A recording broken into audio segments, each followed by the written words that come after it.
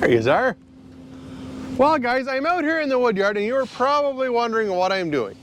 I am going to show you the most impractical use of a firewood processor known to man.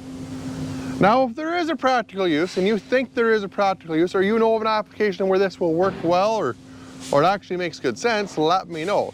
What I am doing today is I am blocking firewood. For myself, this makes really good sense, because what I am doing is I'm going to just open up the log eject door on this 60C here, and I'm going to block rounds. They're going to go up the conveyor and into the dump trailer. I am doing this because we have a show local here this weekend. We have the Ontario Maple Syrup Producers Association. There's a meetup, a tour, and they're doing it at the local college, the local community college this year. So I'm going to bring a couple of splitters over there and show some folks how these run.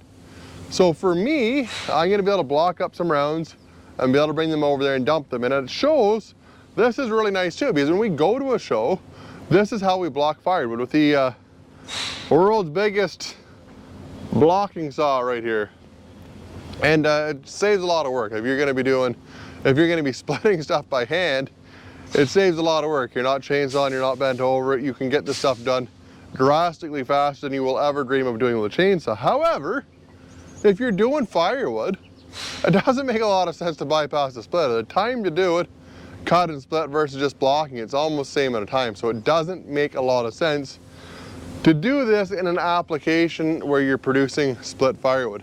However, if you do know, like I said, if you do know of an application where this will work well, or if it may work well for you, drop a comment down below, guys. Let us know. It's the whole thing here is learning. Us learning, you guys learning. That's what we want to do. We want to bring as much information to people so they can make informed decisions on their business and what's going to work best for them. Anyways, guys, if you drop a comment down below, you will be entered into this week's swag draw for this video, so make sure you do that. Give the video a thumbs up, hit the subscribe button on the bottom. I will go ahead and get this fired up. I'll show you how it works, guys.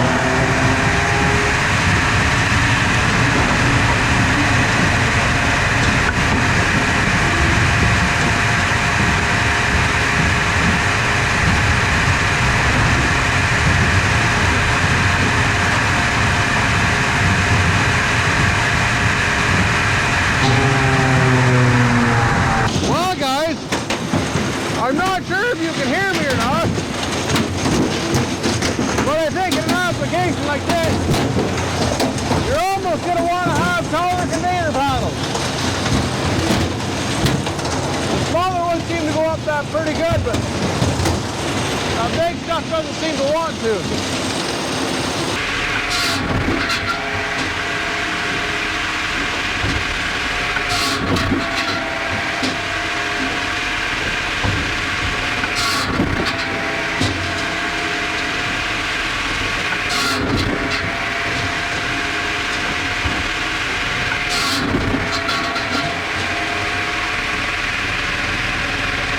Got the saw height in there.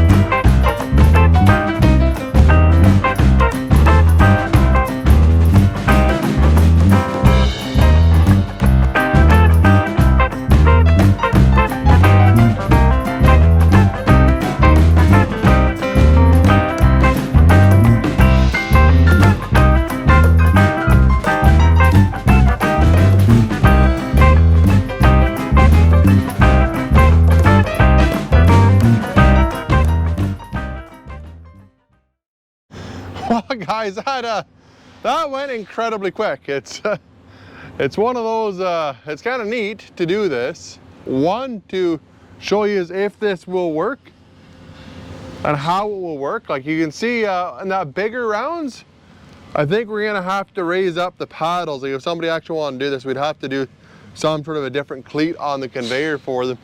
So it grabbed the bigger rounds, because when they're rolling off this way, they're actually rolling in sideways. So the wood just wants to tumble around in there when it gets too big. The other thing this really showcases though is the saw teach function of that saw. When we were into that smaller stuff, there's very few processors that are going to keep up to the saw speed of that thing. And if you're not familiar with what the saw teach is we can actually set the saw so it will just go right above the log and then the clamp will lift. So it's a feature on Eastonmade that a lot of processors don't have. And when you're doing smaller wood, it saves you an awful pile of time, because a lot of wood now is smaller. You're gonna have stuff that's 10, 12 inch. You're not always gonna have stuff that's 16, 17, 18 inches. Like most of the stuff you're gonna get is gonna be ranging from that 6 to 12 inches. So with that saw teach function on that machine, that really saves you an awful pile of time from having that saw stroke all the way up and down for every single cycle. Anyways, guys, if you liked the video, give it a big thumbs up, hit the subscribe button down on the bottom. Make sure you drop a comment below and let me know what you think, if there be a practical application for this setup. And if you do have an application like this, or you are running like this, let us know. Let us know. Again, this is all about learning, guys, and trying new things. So I really hope to see you guys on the next one. Take care.